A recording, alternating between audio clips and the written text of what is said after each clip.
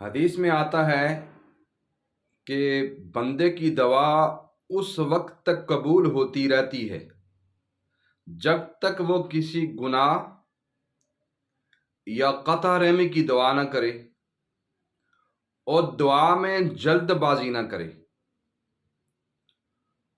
صحابہ کرام رضی اللہ تعالی عنہم اجمعین نے سوال کیا، اللہ کے رسول صلی اللہ علیہ وسلم جلد بازی کا کیا مطلب ہے؟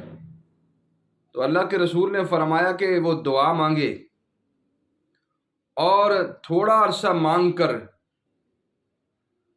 مایوس ہو کر دعا چھوڑ دے کہ اللہ میری دعا قبول ہی نہیں کرتا۔ حالانکہ اللہ ہر بندے کی دعا کو قبول کرتا ہے، سوائے اس کے جو گناہ کی دعا مانگے۔ ہاں، اس کی دعا قبول نہیں ہوتی جس کے خون میں حرام شامل ہے، وہ حرام کھاتا ہے، اس کے وجود پر حرام کا کپڑا ہے اور وہ اللہ سے مانگتا توجہ سے نہیں ہے، مانگتا ہے لیکن اس کی توجہ نہیں ہوتی، ہاتھ اٹھائے ہیں، دیکھ کہیں اور رہا ہے، نظر کہیں اور ہے، سوچ کہیں اور ہے، اللہ میری فلاں دعا کو قبول کر لے۔ تو ایسے بے توجہی سے مانگی جانے والی دعائیں قبول نہیں ہوتی۔ ہم دنیا میں کسی سے کوئی مطالبہ کرتے ہیں، کوئی کام کہتے ہیں تو اپنی ساری توجہ اس پر لگا دیتے ہیں، لیکن جب اللہ سے مانگیں ہماری توجہ کہیں اور ہو، کیا عجیب بات ہے، ایسی دعائیں تو قبول نہیں ہوتی۔ آج کل ہم دعا مانگتے نہیں ہیں، دعا مانگنے کا رواج ہم نے بنایا ہوا ہے، ایک روٹین اور عادت بنائی ہوئی ہے۔ توجہ سے دعا مانگی جائے تو اللہ دعا کو ضرور قبول کرتے ہیں۔ اور دعا میں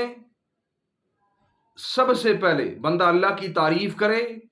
یا رب العالمین، یا ارحم الراحمین، یا ذا الجلال والاکرام، یا حی یا قیوم، یا سمیع یا بصیر، یا حنان یا منان، ایسے جملے اور ایسے حمد کے تعریف کے کلمات بولے، اللہ کی حمد و ثنا کرے،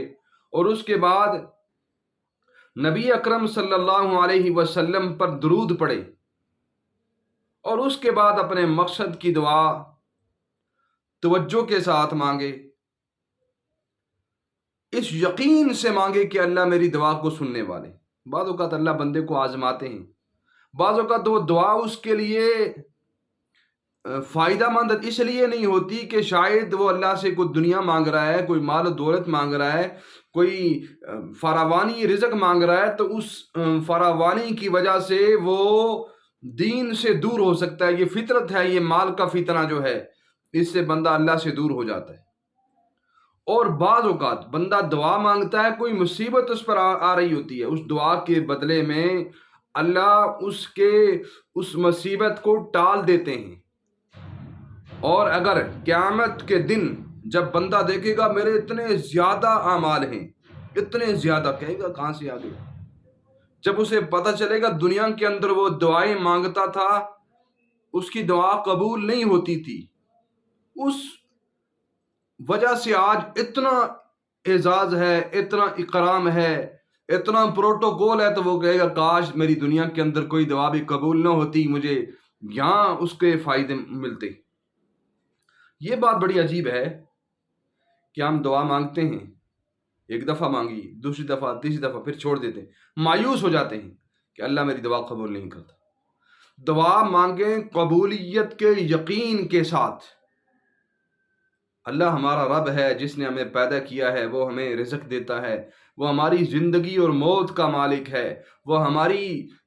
ہر چیز کا مالک ہے، وہ رب ہے، وہ شہنشاہ ہے، وہ بادشاہوں کا بادشاہ ہے، اس کے خزانے میں کسی چیز کی کمی نہیں ہے، نہ وہ سوتا ہے نہ اس کی اولاد ہے، وہ تو ہمارا رب ہے، ہماری دعا کو وہ قبول کرتا ہے، ہمیں وہ دیکھ رہا ہے، ہمارے وہ مزاج کو سمجھ رہا ہے، وہ ہمیں بہت ساری ایسی چیزیں جو ہم چاہتے ہیں ہو جائیں لیکن اللہ کی منشا اور مرضی نہیں ہوتی،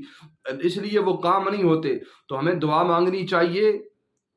اس طریقے کے ساتھ کہ اللہ کی طرف توجہ ہو،